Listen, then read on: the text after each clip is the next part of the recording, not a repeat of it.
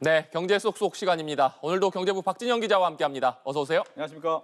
네, 첫 소식은 동해 프로젝트 관련 액트지오 고문의 기자회견 소식인데 오늘 정말 관심이 많았어요. 그렇습니다. 지난 월요일 기억하실 겁니다. 대통령이 기자회견이 있었죠. 당시 경제부에서는 경제부총리가 발표하는 기업 성장 사다리 정책과 관련해 준비를 하고 있었습니다.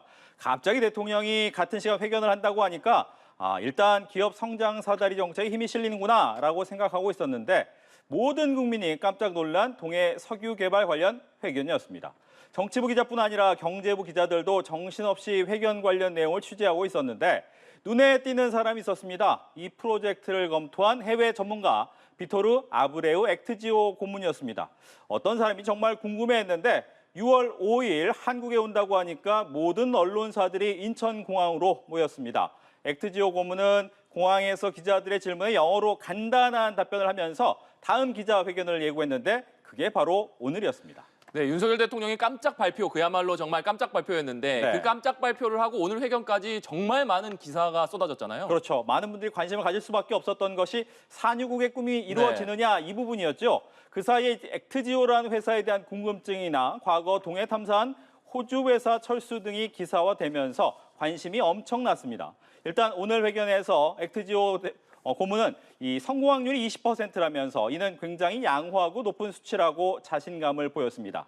그런데 우리나라 네티즌 수사대들이 정말 대단하죠. 구글 지도 등을 통해서 액트지오 위치를 찍어 보니까 개인주택이 나왔습니다. 이를 두고 말이 많았는데 아브레우 고문은 회사 주소가 개인주택이라는 지적에 대해서 자신의 주택이 맞다라고 인정을 했습니다. 하지만 전 세계적으로 남아있는 석유 매장량이 줄어들고 있기 때문에 전 세계 석유 회사의 인력은 줄고 있고 그 규모가 중요한 게 아니다라고 강조를 했는데요. 이 액트지오의 팀은 전 세계 주요 지역에 흩어져서 업무를 보고 있는데 업무 볼 때 가장 필요한 것이 컴퓨터, 소프트웨어, 카메라밖에 없으니까 이 회사 건물, 큰 건물은 필요 없다라고 이야기를 했습니다. 이 또 한 가지는 이제 호주의 우드사이드와 다르다라고 말한 점이 이목을 끌었는데요. 아브레오 대표는 이제 호주의 우드사이드가 사업성이 떨어진다는 이유로 철수한 것 아니냐라는 일각의 지적에 대해서 우드사이드가 조기 철수로 탐사 자료를 심층 분석하지 못했다. 액트지오는 균형 있게 심층 분석했다라고 반박했습니다. 네, 윤석열 대통령 깜짝 발표 이후에 관련 주식들이 그야말로 급등세를 보였었는데 오늘 기자회견 이후에 관련주들의 움직임은 좀 어땠나요? 많은 분들이 관심 갖고 있는 게 과연 주식이 올랐을까 이 부분입니다. 포항 앞바다 석유 매장 소식에 급등했던 석유 관련 주식은 미국 지질탐사 고문 기자회견이 이후 매도세가 이어졌습니다. 한국가스공사는 오늘 12.59% 하락했고요. 한국석유공사 역시 14.72% 마감하면서 하락했습니다. 이 기자회견까지 기대감으로 계속 상승하다가 회견이 오히려 매도가 늘어났는데요. 이 동해 원전 개발로 인한 호재는 일단은 단기 호재로 작용한 것으로 보입니다. 네, 다음 뉴스로 넘어가 보겠습니다. 직장인들이라면 다 공감하실 텐데 네. 요즘 점심 식사하고 커피까지 한 잔 마시려면 이 돈 부담이 만만치가 않아요. 그렇죠. 보통 2만 원이 훌쩍 넘어가는 네. 경우가 많죠. 이제 고물가로 인해 점심값이 많이 올라간 상황입니다. 백반에 커피 한 잔 하면 2만 원 정도 써야 하는데 주 5일 근무하고 한 달이면 거의 40만 원에서 50만 원 정도 점심값으로 씁니다. 월급 받는 게 얼마인데 그중에서 40과 50 굉장합니다. 이런 점심값 인플레이션을 런치플레이션이라고 하는데요. 이 런치플레이션의 영향으로 식당보다는 가격이 저렴한 인근의 대형마트, 김밥, 샌드위치가 인기라고 합니다. 유통업계에 따르면 지난 1월부터 5월까지 이마트의 김밥과 샌드위치 등 간편 식사류 매출이 지난해 같은 기간보다 12% 증가했습니다. 간편 식사 매출이 증가했는데 왜 이 점심값으로 이어집니까? 라는 궁금증이 있을 텐데요. 이러한 간편 식사류 매출이 늘어난 곳이 바로 사무실 중심이 있는 곳이었습니다. 간편 식사류 매출 신장률이 30%를 넘는 수도권 10개 가운데 중에서 사무실 중심 상권으로 꼽히는 여의도, 양재점, 영등포점이 포함됐습니다.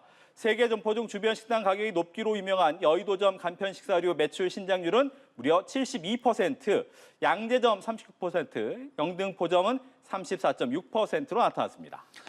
네, 그런데 점심값 부담 때문에 패밀리 레스토랑이 다시 인기를 끌고 있다. 이건 어떤 얘기인가요? 예, 앞서도 저희가 잠깐 얘기했지만 한국소비자원 등에 따르면 올해 1분기 기준 서울에서 점심 한 끼 먹으려면 평균 얼마 드느냐?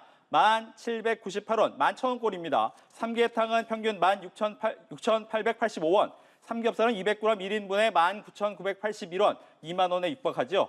반면 대기업이 운영하는 뷔페식 패밀리 레스토랑은 평일 점심엔 12,900원부터 이용할 수 있습니다. 좀 다르긴 합니다. 지역별로. 네, 대기업 유통망을 이용해서 식자재를 대량 사들이는 덕분에 자영업자가 운영하는 일반 식당보다 판매가를 좀 낮출 수 있다라고 보이는 건데 패밀리 레스토랑에서 1만 원대 후반으로 배불리 먹고 커피도 먹고 디저트까지 한 번에 해결할 수 있어서 지금의 가성비 식당으로 인기를 얻고 있습니다.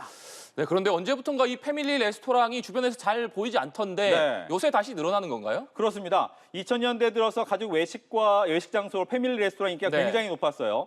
아마 비슷한 컨셉트의 브랜드가 굉장히 많이 생기면서 여러 가지 인기가 좀 올라가고 있었는데요. 지금 2010년 중반부터 시장 침체를 좀 겪었습니다. 2016년 베니건스, 아마 몬테크리스토 샌드위치 기억하실 텐데 굉장히 유명했던 베니건스가 국내에서 철수를 했고요. 2020년 세븐스프링스도 사업을 접었습니다. 한때 점포수가 100개 육박했던 빕스는 2023년 20개 정도로 줄어들기도 했습니다. 이에 패밀리 레스토랑이 이제 식당 컨셉트를 재정비하고 신메뉴 개발과 매장 리뉴얼 등의 노력을 거듭했는데 여기에 코로나 팬데믹을 거치면서 가성비까지 부각한 패밀리 레스토랑 다시 매장이 늘어나고 있는 추세인데요. 이랜디치가 운영하는 애슐리 퀸즈는 작년 말 전국에 77곳의 점포가 있었는데 올해 4월 말엔 90곳으로 늘었고 올해 말까지 120곳으로 확장한다는 계획입니다. BHC그룹이 운영하는 아웃백은 2021년 3,928억 원이었던 매출이 16.5%나 증가를 했고요. 패밀리 레스토랑의 주중에는 외식 고물가에 지친 직장인들이 점심 회식 성지가 되고 주말에는 개모임이나 청소년의 생일 파티가 열리는 핫플레이스로 바뀌고 있습니다. 네, 이렇게 패밀리 레스토랑에서 점심값은 아꼈고 네. 또 저녁에 집에 가면 간편식을 사 먹는다고요? 그러니까요. 이제 돈을 아꼈는데 집에 가서는 또 돈을 쓰는 경향이 생겼습니다. 한국농촌경제연구원의 2023년 가공식품 소비자 태도 조사에 따르면 지난해 월 평균 간편식 지출이 95,533원, 약 10만 원 정도였습니다. 간편식 구입 지출액은 가구 소득이 증가할수록 함께 증가해서 가구 소득이 600만 원 이상이면 11만 248원으로 200만 원 이하 가구에는 6만 1,724원으로 2배 정도 차이가 났습니다. 금액대별로 보면 10만 원 이상의 전체 44%로 가장 높았고요. 4만 원에서 6만 원 미만이 22.9%, 2만 원에서 4만 원 미만이 16.2%로 그 뒤를 이었습니다. 네, 그렇다면 이렇게 사람들이 간편식을 사 먹는 이유는 뭐라고 볼 수 있을까요? 네. 아무래도 조리하는 게 굉장히 네. 번거롭다라는 생각 때문에 귀찮고 이런 거 싫어서라는 답변이 가장 많았습니다. 무려 22.1%를 차지했고요. 특히 1인 가구와 20대 가구 중에서 평균보다 높은 응답률이 조사됐습니다. 이어서 재료를 사서 조리하는 것보다는 비용이 적다라는 답변이 18.2%로 2위를 차지했고요. 주로 구입하는 간편식품이 무엇입니까?의 1위는 바로 만두와 피자류였습니다. 24.8%, 즉석 밥류, 또 즉석 국찌개, 탕류, 즉석 떡볶이와 면류 등의 순이었고요.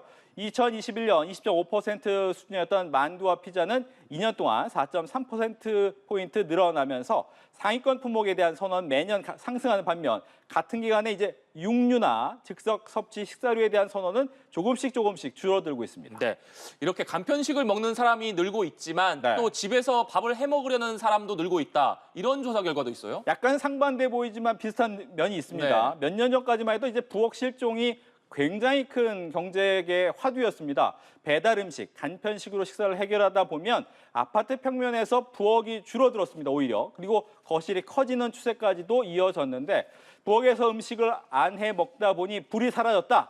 요즘 가정집에서는 케이크 초 꽂을 때 정도만 불을 피운다라는 농담이 있었습니다. 하지만 외식 물가가 감당할 수 없을 만큼 치솟자 부엌에 다시 살아나는 모습인데요.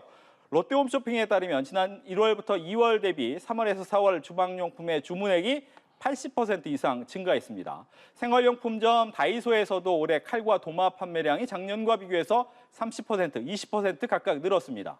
식재료 가격보다 외식 물가 상승폭이 더 크다 보니 간단하게라도 집밥을 해먹는 트렌드가 나타난 것이다라는 분석이 나오고 있습니다. 네, 다음 뉴스로 넘어가 보겠습니다. 과하게 살찌는 것 아무래도 네. 건강과 직결되기 때문에 좀 유의해야 하는데 최근에 아동 비만율이 쑥 올라가고 있다면서요? 그렇습니다. 지난해 9세에서 17세 아동을 좀 봤더니 비만율이 5년 전보다 4.2배나 높아졌습니다. 보건복지부가 발표한 2023 아동 종합 실태조사 결과를 보면 아동의 건강 상태는 2018년 조사에 비해 전반적으로 좋아졌지만 비만, 또 정신건강 등 일부 영역에서 수치가 악화됐습니다. 특히 아동의 체중이 점점 증가하면서 전 연령대에서 과체중과 비만율을 합산한 비율이 20%를 넘었습니다.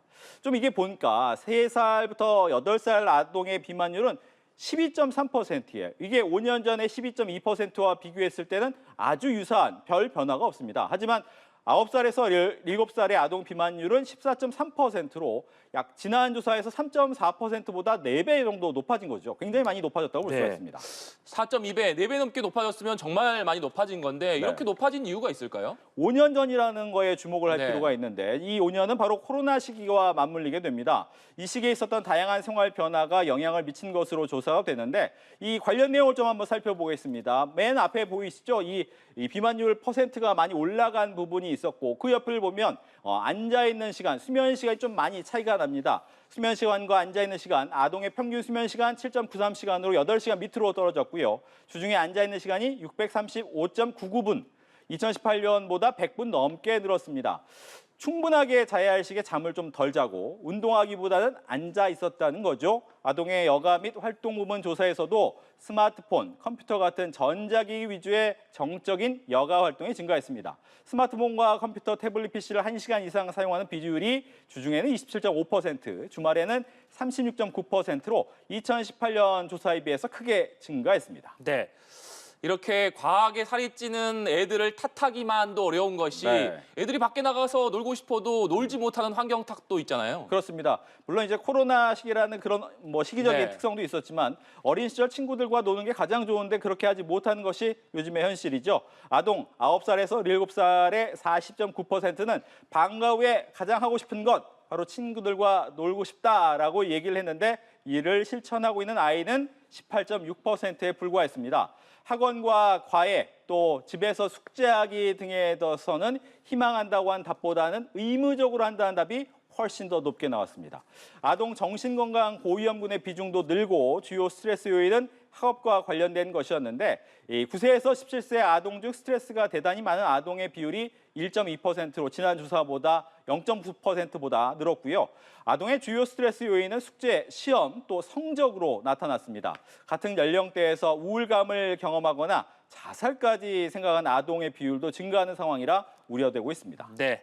다음 뉴스 살펴볼까요? 네. 요새 MZ세대들 자신을 표현하는 방식이 틀에 박혀 있지 않다라고 네. 하는데 이건 어떤 뉴스인가요? 요즘에 MZ세대한테 너희 MZ세대지 하면 제일 싫어하는 말이 MZ세대라고 합니다. 네. 본인들은 MZ세대라 부르지 않는다고 하는데 아마 별다꾸를 들어보셨는지 모르겠습니다. 별걸 다 꾸미기의 줄임말로 기존의 기성품을 그대로 쓰는 것이 아니라 자신의 원하는 스타일로 꾸미는 트렌드를 이야기하고 있습니다.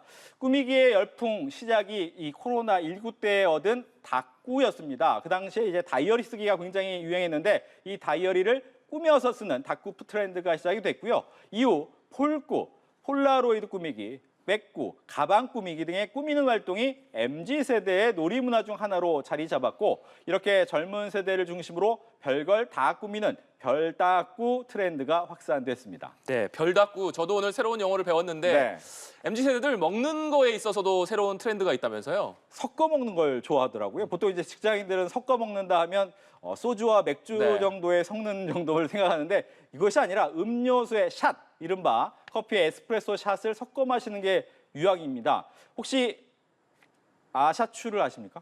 아샤추는 알고 있습니다. 아이스티에 샷 추가한 것. 저는 아이스티라고 생각하지 않고 아이스 아메리카노에 샷을 더 추가하는 것이냐라는 생각을 했는데 말씀하신 것처럼 아이스티에 커피, 에스프레소 샷을 섞어 마시는 아샤추가 이제 흔한 음료가 됐습니다.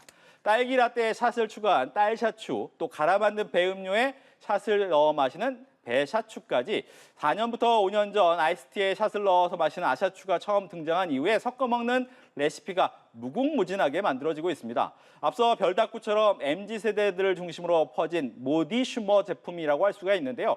자신만의 방식으로 제품을 즐기는 이 소비 트렌드가 계속해서 이어지는 분위기입니다. 특히 유튜브 등 SNS에서 레시피 공유가 활발하게 이루어지고 있고요. 또 섞어 마실 음료를 직접 구매해서 샷을 넣는 홈메이드 방식부터 카페에서 추가 옵션을 선택해 만드는 커스터마이징 방식까지 다양한 제조법을 소개하고 있습니다.